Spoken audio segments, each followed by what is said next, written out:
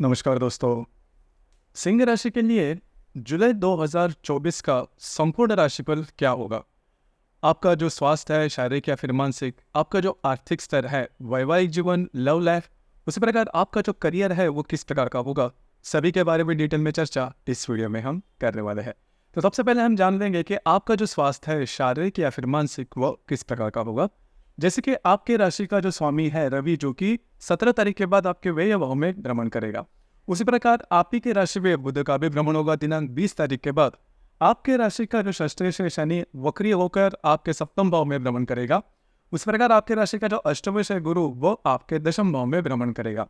कुल मिला के देखा जाए या फिर मोटे तौर पर अगर देखा जाए तो ये जो संपूर्ण महीना है, मतलब जुलाई 2024 का जो संपूर्ण महीना है, इसमें करीबन 15 तारीख के बाद का जो समय है वो आपके लिए स्ट्रेसफुल साबित हो सकता है। कई प्रकार के जो विचार है वो आपके मन में आ सकते हैं। हालांकि आप थोड़ा एक्टिव हो जाओगे, घूमना फिरना ज़्यादा हो सकता है, सेहत के बारे में थोड़ा ध्यान देना होगा। देखिए, इस महीने में 15 तारीख जैसे मैंने कहा, उसके बाद का जो समय है उसमें थोड़ा सा आपको मेंटल स्ट्रेस, मानसिक तनाव में आप जा सकते हो, क्योंकि जो रवि है 17 तारीख के बाद आपके व्यय भाव में आएगा और जो मंगल है करीबन 13 तारीख के बाद दशम भाव से आपके चतुर्थ दृष्टि से आप ही की राशि को देखेगा, जहां पर बुध भी विराजमान होगा। तो कुल मिला के देखा जाए तो इस महीने के करीबन 15 तारीख के बाद का जो समय है उसमें स्ट्रेस थोड़ा आ सकता है। किसी भी प्रकार के महत्वपूर्ण निर्णय जिसकी वजह से आपके जीवन की दिशा ही बदल जाए, बिल्कुल भी नहीं लेना। स्वास्थ्य के बारे में अगर किसी दीर्घ व्याधि से अगर आप पीड़ित हो तो उसके जो लक्षण हैं वो भी आपको दिखाई दे सकते हैं। तो कुल मिला के देखा जाए तो ये जो संपूर्ण महीना है उसमें 15 तारीख के बाद आपको थोड़ा सा चौकन्ना रहना होगा। अगर बात शारीरिक तौर पर पहुंचते हैं तो डॉक्टरी इलाज करना बहुत ही ज्यादा आवश्यक होगा। इसके बाद हम चर्चा करेंगे कि आपके लिए आपका जो आर्थिक स्तर है वो किस प्रकार का होगा। आपके राशि के लिए दो जो ग्रह है वो सबसे महत्वपूर्ण हो जाते हैं आपके आर्थिक स्तर के बारे में। पहला तो बुध है, दूसरा जो है वो गुरु है। बुध जो है वह आपका लाभेश है, आपका धनेश में है, और जो गुरु है ये आपका पंचमेश है और आपका अष्टमेश भी है। तो यहाँ पर बुध के बारे में अगर देखा जाए तो बुध जो ग्रह है आपके व्यय भाव में भ्रमण कर रहा है। 20 तारीख के बाद ये आप ही के राशि में आ जाएगा। उसी प्रकार जो गुरु है वो आपके दशम भाव में भ्रमण कर रहा है यहाँ पर। तो कुल मिला के देखा जाए तो आपने पिछले करीबन 10-12 दिनों में देखा होगा कि फाइनेंशियल जो क्रंचेस है वो ज़्यादा आ चुके हैं, मतलब फाइनेंस आपके हाथ से रोल नहीं हो रहा है। वैसे देखा जाए तो आपकी जो राशि है फाइनेंस के मामले में बहुत ज़्यादा बिंदास रहते, खर्चे भी बहुत ज़्यादा करती है। अब पिछले करीबन जैसे हमने कहा कि 10-12 दिन से जो फाइनेंशियल क्रंचेस हैं वो ज़्यादा दिखाई दे रहे हैं। चिंता नहीं करना, इस महीने में करीबन 21-22 तारीख के बाद का जो समय है वो आपके लिए काफ़ी अच्छा होगा। फाइनेंशियल जो बातें हैं वो काफ़ी नॉर्मल होते हुए नजर आएंगे। इसके पहले अगर आपने भी कोई काम किया, उसके पैसे आपको नहीं मिल रहे, लाभ नहीं मिल रहा है, या फिर किसी अन्य कारण से फाइनेंशियल क्रंचेस आपको आ रहे हैं, तो करीबन 20-21 तारीख के बाद का जो समय है वह आपके लिए बहुत ही ज़्यादा शुभप्रद साबित होगा। उसी प्रकार जो भी आपका कार्य क्षेत्र है उस पर भी आप बहुत ज़्यादा एक्टिव हो जाओगे। तो थोड़ा सा आपको रुकना होगा, थोड़ा सा पेशेंस से काम लेना होगा। करीबन 20-22 तारीख के बाद का जो समय है वो आपके लिए शुभ फलदायी साबित होगा। फाइनेंस के रिलेटेड जो भी प्रॉब्लम है वो काफ़ी मायने में नॉर्मल होते हुए नजर आएंगे। इसके बाद हम चर्चा करेंगे गृह सुख के मामले में आपका जो फैमिली हैप्पीनेस है वो किस प्रकार का होगा। जैसे कि आपके राशि का जो चतुर्थेश है मंगल, जो कि आपके भाग्य भाव में भ्रमण कर रहा है, और दिनांक 13 तारीख के बाद ये जो मंगल है वो आपके दशम भाव में भ्रमण करेगा। चिंता नहीं करना, घर के जो लोग हैं उनके साथ आपकी जो इंटरेक्शन है वो काफ़ी अच्छी देखी जाएगी। किसी प्रकार के बड़े स्ट्रेस टेंशन प्रॉब्लम देखे नहीं जाएंगे। सिर्फ आपके घर के जो लोग पुरुष वर्ग है उनके स्वास्थ्य के बारे में थोड़ा ध्यान देना होगा। छुटपुट जो लड़ाइयाँ वो हो सकती है, हालांकि उसकी वजह से आपकी दिनचर्या पर कोई बहुत बड़ा असर नहीं होने वाला। इसी प्रकार लव लाइफ के बारे में अगर कहा जाए तो आपके राशि का जो पंचमेश है, जो कि गुरु है, वो आपके दशम भाव में भ्रमण कर रहा है। तो बिल्कुल चिंता नहीं करना। अब यहाँ पर अगर आप किसी के रिलेशनशिप में, उनके साथ आपकी जो हारमोनी है वो काफ़ी अच्छी देखी जाएगी, कोई बड़ी दिक्कतों का सामना नहीं करना पड़ेगा। इसी प्रकार जो गर्भवती महिला है उनके लिए भी जो समय है वो काफ़ी अच्छा देखा जाएगा, कोई बड़ी प्रॉब्लम वाली बात नहीं रहेगी। जो विद्यार्थी वर्ग है उनके लिए भी जो संपूर्ण समय है वो काफ़ी अच्छा देखा जाएगा, लेकिन आपको थोड़ा सा जो एफर्ट है वो दे दी होगी। तो कुल मिला के देखा जाए तो इन तीनों आयामों में ये जो महीना है वो आपके लिए शुभफलदायी साबित होगा। उसी प्रकार जो वैवाहिक जीवन है उसके बारे में अगर कहा जाए तो आपके राशि का जो सप्तमेश है शनि, जो कि वक्री हो चुका है, तो अगर आप विवाहित हो तो आपकी जो वैवाहिक जोड़ीदार है उनके साथ छोटी मोटी बातों को लेकर टकराव हो सकती है, क्योंकि जो रवि आपके राशि का जो स्वामी है वो करीबन 17 तारीख के बाद आपके व्यय भाव में आएगा, और आपके व्यय भाव में शुक्र भी आ जाएगा 7 तारीख के बाद। तो आपकी जो वैवाहिक जोड़ीदार है उनमें और आप में छोटी मोटी बातों को लेकर तू में हो सकती है। इसी प्रकार आपके राशि का जो कर्मेश है शुक्र, जो कि आपके द्वितीय भाव में लाभ भाव में भ्रमण कर रहा है। 7 तारीख के बाद ये आपके व्यय भाव में भ्रमण करेगा। उसी प्रकार आपके कर्म भाव में जो गुरु है वो भी विराजमान है और जो मंगल है वो 13 तारीख के बाद आ जाएगा। अब यहाँ पर जहाँ मतलब सबसे महत्वपूर्ण बात जो करियर के मामले में अगर देखा जाए, तो जहाँ पर आप काम करते हो, नौकरी करते हो या फिर व्यवसाय करते हो, वहाँ पर की जो वरिष्ठ या फिर आपके जो सहकर्मी होंगे उनके साथ छोटी मोटी बातों को लेकर टकराव से थोड़ा सा आप नेगेटिव हो सकते हो। मतलब 14-15 तारीख के बाद का जो समय है उसमें थोड़ा सा नेगेटिव हो सकता है। आपको लग सकता है कि आपके द्वारा काफ़ी ज़्यादा काम दिया जा रहा है या फिर आप पर बहुत ज़्यादा बर्डन है, आपको घूमना फिरना ज़्यादा पड़ रहा है काम के वास्ते, और जो काम के जो इनपुट्स है जो वो आपके लिए अच्छे हैं वो आपको जैसा आप एक्सपेक्ट कर रहे हैं उस प्रकार से नहीं मिल रहे, तो मन में ये विचार आ सकता है कोई अन्य जो जॉब है वो देखी जाए। अन्य जॉब के मामले में अपॉर्चुनिटी भी आपको मिलेगी, लेकिन सोच समझ कर काम लेना। हालांकि वो अपॉर्चुनिटी पॉजिटिव भी हो सकते हैं, लेकिन कई जो ग्रह है वो आपके व्यय भाव में भ्रमण कर रहे हैं।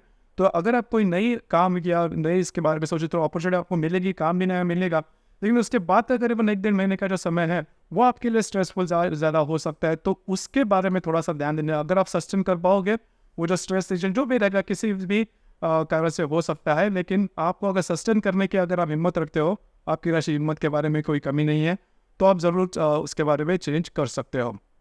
मोटे तौर पर अगर देखा जाए तो ये जो संपूर्ण महीना है थोड़ा सा मिला जुला आपके लिए साबित होगा। ऐसा नहीं है पिछला करीबन 1-2 महीने जैसे आपके गए थे उस प्रकार का ये महीना नहीं है। खास करके जो आपका कार्य क्षेत्र है उससे रिलेटेड, उसी प्रकार आपकी जो वैवाहिक जोड़ीदार है उनके बारे में भी छोटे मोटे प्रॉब्लम दिक्कतें सामने आ सकती है। इसके बाद हम चर्चा करेंगे ग्रह योगन के बारे में। ग्रह योगन के जो परिणाम है वो आपके लिए किस प्रकार के होंगे।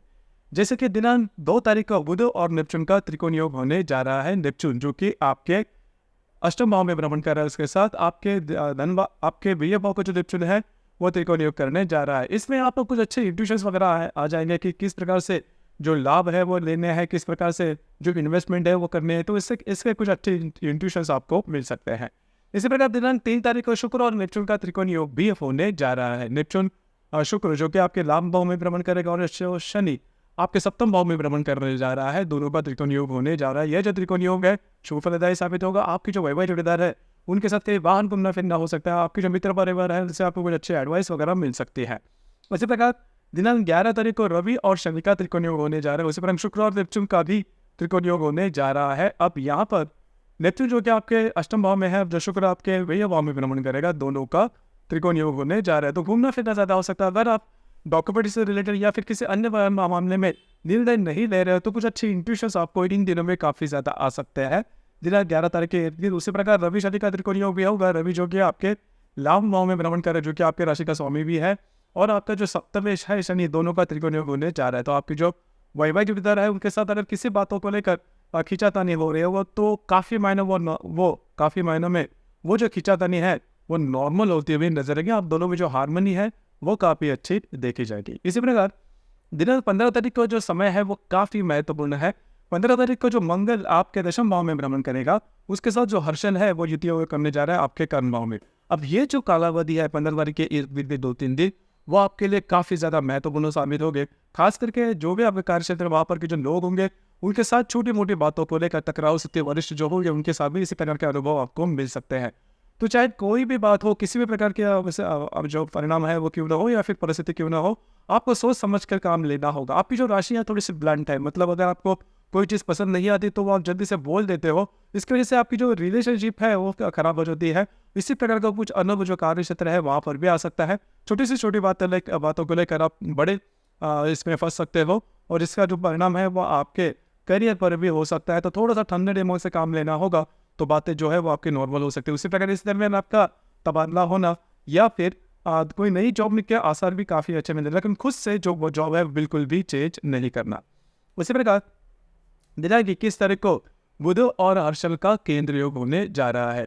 तो जो हर्षल आपके बुध जो हर्षल जो है वो जो कि आपके दशम भाव में भ्रमण कर, इसके साथ आपके लगन भाव का या फिर आप ही के राशि का जो बुध है वो केंद्र योग करने जा रहे हैं। तो जो भी आपका कार्य क्षेत्र है उससे रिलेटेड ही जो बातें हैं वो काफ़ी ज़्यादा पॉपअप हो सकती है, काफ़ी ज़्यादा आगे हो सकते हैं। खास करके जो डॉक्यूमेंटेशन से रिलेटेड काम है उसमें कुछ प्रॉब्लम आ सकता है। तो कमिटमेंट प्रोमिसेस कार्य क्षेत्र से रिलेटेड इन दिनों में बिल्कुल भी नहीं देना।